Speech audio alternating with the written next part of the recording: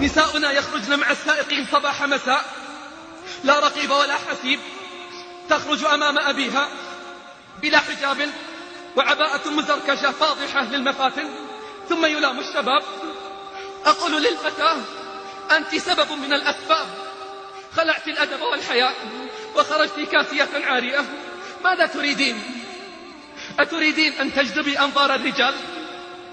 أما علمت أنك لست لكل الرجال؟ أنت لرجل واحد هو زوجك، وإن لم تكوني زوجة فأنت في مرحلة الاستعداد للزواج. قال مستشرق لرجل مسلم: لماذا تلبس نساؤكم الحجاب؟ قال: لأن نساءنا لا يرغبن أن ينجبن من غير أزواجهن. فهمتي؟ اسمعي ماذا تقول الإحصائيات. نعم بارك الله فيك. اسمعي ماذا تقول الإحصائيات عن عدد الأطفال اللقطاء، يعني أولاد الزنا والسفاح، الذين عثر عليهم في المزابل وفي الصناديق أمام المساجد. في العام الماضي 1423 عدد الأطفال اللقطاء في المنطقة الشرقية فقط، وعلى مدى عام كامل 32 طفلا.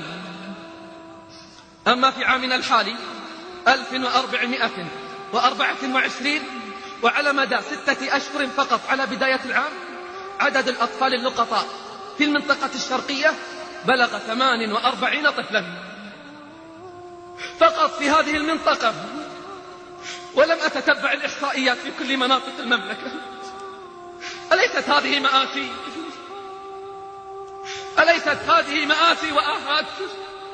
أسألك بالله العظيم، أما تردد هذا الحديث على مسامعك مرات ومرات؟ لكن هل فهمت معناه؟ وهل عملت على أن تنجي من الوعد والوعيد الذي ذكره النبي صلى الله عليه وسلم في هذا الحديث؟ قال صلى الله عليه وسلم: صنفان من أهل النار لم أرهما. ثم قال: ونساء كاسيات عاريات مائلات مميلات رؤوسهن كأسنمة البخت المائلة لا يدخلن الجنة ولا يجدن ريحها. اسمعي بارك الله فيك: لا يدخلن الجنة ولا يجدن ريحها، وإن ريحها ليوجد من مسيرة كذا وكذا. رواه مسلم. وفي رواية: العنوهن فإنهن ملعونات. أسمعتي؟ هل استشعرت عظيم الأمر والخطر؟ لا يدخلن الجنة ولا حتى يجدن ريحها. وعيد تهتز لهوله الأبدان. ثم في قوله: العنوهن فإنهن ملعونات، والله إنها لدعوة تخشاها العقول قبل القلوب. هذا عن الوعيد، فكيف أنت بمن توعدن به؟ كاسيات عاريات، أما رأيتيهن في الأسواق والمجمعات؟ لبسن عباءات على آخر الصرعات والموديلات، علقن العباءات على الأكتاف، فبدت الصدور بارزة والجسوم مخصرة، وغطاء وجه يشكو إلى الله استغناء صاحبته عنه. ما درت أن الحجاب والعباءة ليس للزينة، إنما لستر الزينة وإخفائها.